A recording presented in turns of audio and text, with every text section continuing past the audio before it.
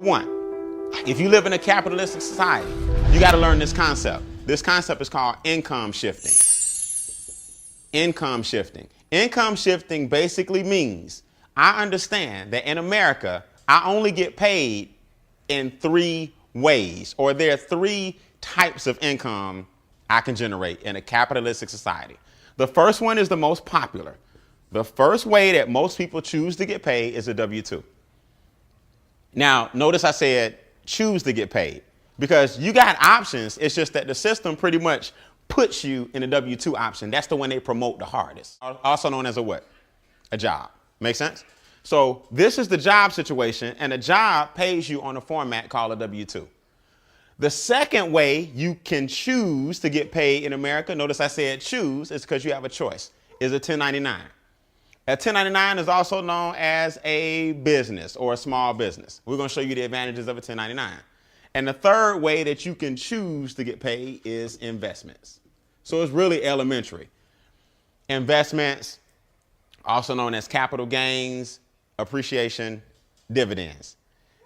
The goal for all of us in this room is to take your money from your W-2, invest it through some type of business, and ultimately end up where all your money is making you what? Making you money. That's where you want to end up. You want to make it where the majority of your income is coming from investments. Here's why. A W-2 is taxed the most out of all three income streams. A W-2 is the one that says, I want the government to take my money off the top. So I'm going to give the government 28 to 33% of my income before I see a dime. Now, here's my thing. There's nothing wrong with a job. There's nothing wrong with a W-2. Just know that that's the game that you signed up for when you had more choices. But again, if you have a W-2, it's no problem, but start making your way this way so you can give yourself a pay raise, and we teach you how to do it. This guy right here says, you know what? I'm going to get taxed 15 to 23%. Now, that's way better than 28 to 33. But it's not as good as this guy down here. Money says I get taxed less than 10%. Now, I'm not the smartest person in the world. I have an English degree, not a math degree. But my numbers up here do tell me that if I can get a government less than 10%, instead of giving the government, up to 33%, I need to really start finding a way to give the government less money. So here's the concept. Instead of always trying to get people to make more money, let's give away less money, and that's giving yourself a pay raise, and I'm gonna prove it to you. All right. So here's the philosophy. We talked about the three avenues of income and about how much they get taxed. Here's the philosophy of each of these different organizations, or each of these different individuals, I should say. I'm sorry. This person says, I'm gonna work. I work. I pay taxes. Then I spend. That's just the way it is. That's the philosophy of a W-2 person. Robert Kiyosaki said it best. Rich Dad, Poor Dad, Cash Flow Quadrants, all of his books. He talks about this. I'm going to work first. I'm going to pay taxes second. And I'm going to spend what? Last. This person says my business is going to work. I'm going to spend second. And I'm going to pay taxes third. That formula and that attitude alone puts more money back in your pocket because the government rewards 1099s and business people before they reward W-2s and jobs. This person wants the taxes to come off first. This person wants the taxes to come off last. Now, I don't know about y'all, but I just feel like if I'm doing the work, I need to get paid when? First. This group right here, or this attitude is my money is going to work first. I'm going to spend second, and I'm going to pay taxes when? Last. So either way, these two are more beneficial because you pay taxes in the end. So let's get into it. How in the world do you literally shift your income from one income stream to the next? All right, this is real simple. In our company, we teach you three strategies to go from the highest tax bracket or the highest form of being taxed to the lowest form of being taxed. Three strategies. Okay, remember I told you it's three solutions to your four problems. Strategy 1 is create what's called a positive cash flow cycle. We also call it cash flow success. Most people have a cycle of cash flow failure. The first thing we got to do in order to make our way over here is take your current income without you having to market or sell a dime and create a cash flow what cycle? Success. Most people have a cash flow what? Failure. So the first thing we got to do is flip that. Here's what a cash flow failure cycle is. Your lack of money is costing you money. In other words, who can relate to this? Now, just be honest. Either you know somebody or yourself, because I've been there, I've done that. The bills are late, so all of them got a little late fee on them, right? The lights ain't off, but the light bill may have been $130, but yours $155 because $25 late fee, right? Everybody can relate to that. The gas is not off, but if you look at all your bills, there's a gas fee. See, the lack of money is costing you money. The rent is late. It's due on the 5th, but I get paid on the 7th. So unfortunately, I just got to pay mine on the what? On the 7th. The lack of money costs you money. So if your rent is $11.50, but you're paying $12.50 only because it's late, your lack of money is costing you what? Costing you money. See, that's cash flow failure. I don't have enough money to afford a real good CPA, so my cousin does my taxes for free. And in America, you get what you pay for. So your cousin doing your taxes, that's all good. But I bet you overpaying in what? You overpaying taxes. So because you don't have enough money for a CPA, your lack of money is costing you money. The more money you have, the less money you spend. That's capitalism. So if you go into a car lot and your credit is bad, your interest rate is going to be awful what? Awful high. You go into a car lot and you got $200,000 cash and the Porsche is $90,000, you can talk them what? Down. Your lack of money costs you money. But when you got money, you got leverage. So the first thing we got to do is flip your current situation around so that you got more cash flow coming into your own household. And before we show you anything else, you got to make your money positive and not what? Not negative. I go stroke a check. I know it ain't there, but I'm going to try to beat it to the bank. I swipe my debit card and I'm going to try to beat it. $36, late fee, 40, whatever, $28. My lack of money costs me what? Money. See, here's what people miss. You might say to yourself, well, Brian, them little late fees, not really a big deal on my gas bill, cell phone bill, credit card bill. When you add each of those up per month, let's just say it's $50. Multiply that by 12, that's $600. Multiply that by your working years, times 40 years. You in late fees pay tens of thousands of dollars in late fees. Now, if you had those late fees back and you were investing them, that's where your $1 million is.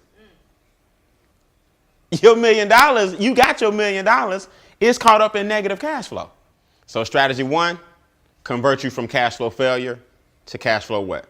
Success. Using your own what? Money. Here's how you do it. Here's the first thing you need to do. The first thing most Americans need to understand is their W-4 is filled out wrong.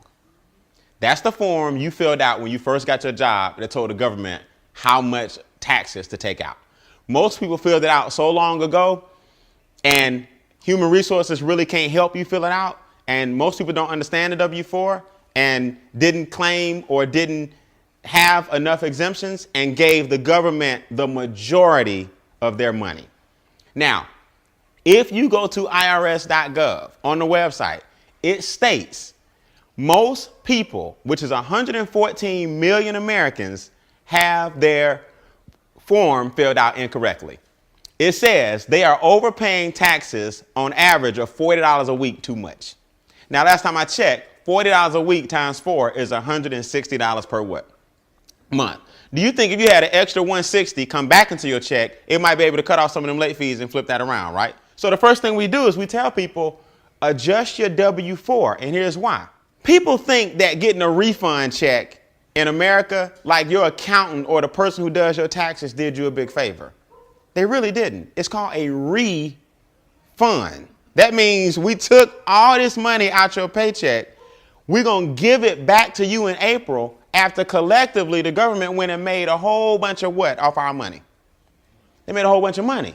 Now, the government doesn't give you the interest that your money made. They just give you what they took. So last time I checked, I don't know anybody in this room that wouldn't, if you owned a bank, you going to lend me some money and then we just going to break even. That's basically what you're doing on your tax refund. You're giving the government all your money during the year, and then on your refund, you break what? Break even. And then we celebrate like, man, I got $5,000 back. What if you went ahead and just had your $5,000 throughout the year? You probably could have been paying down some of the things that's causing you to be in the negative what? Cash flow cycle. So we tell people the first thing you need to do is take a serious look at your W-4 because 114 million people have it filled out incorrectly. The IRS website states most people may be using their tax returns as a forced savings. Who know I'm telling the truth, right? It's a forced savings. You know it's a big check coming back, and because most people don't have discipline, they look forward to that big check. The IRS website states you may be better off paying down debts. That's on the IRS website. So Uncle Sam is telling you, look, why are you giving all your money to us when you really could be using it during the year to get yourself out of debt? And now you won't get this big refund check in April, but you have money now that you can invest and create a refund retirement account. See the difference? So that's the first thing we teach you. When you adjust your W-4, then we teach you, okay, so let's look at this. We adjusted the W-4, so your income went up, but your taxes went what? Down. Now we teach you how to use the tax money that you were paying and put it on all your extra what? On all your debt. Now your debt is going where? Down. Then we show you how to change your behavior because we have a software where you input all these numbers, real simple, plug and play, and you start seeing the program work. You're like, man, I've been eating out a lot. Man, if I just got rid of this bill, if I just got rid of that bill, I'd have an extra $230 a month. If I wasn't paying so much money over here, I could take that $230 and put it over here. I'm going to show you a true story of how this works. So once your income has an increase, your taxes, debt, and expenses have a decrease, you start flipping your cash flow cycle what? Around. From negative to what? Positive. Give you guys a startling statistic just on this right here alone. If the government is taking a third of your income, that basically means you're working from January to April for free every year, because that's a third of the what? Of the year. So if you're giving the government a third of your money, you're also giving them a third of your what? Of your time. So from January to April, you're working for free. From May to August, you work for the banks. Because since the government took your money from January to April, you end up borrowing May to what? August. So now the banks took the other third. You start getting paid in September. So from September, October, November, December, finally you getting paid because that's the third that you got to keep.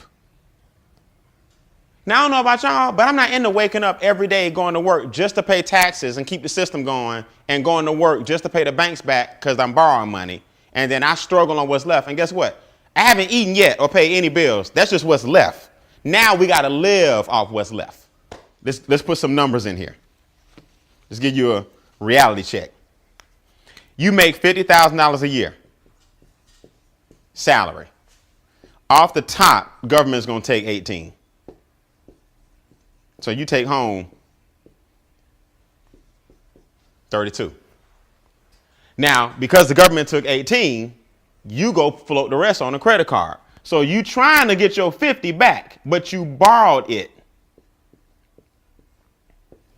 And you know what you borrowed, you must pay back. So you gave 18 to the government. You gave another 18 to the banks, but you still feel like because you borrowed it, you feel like you make what? 50. But it's paper money. It ain't real money. It's paper money. So you got to end up giving it back. So in reality, we got to take another 18 off. So now you got to live off 14 off your $50,000 a year job. That's just the way it is.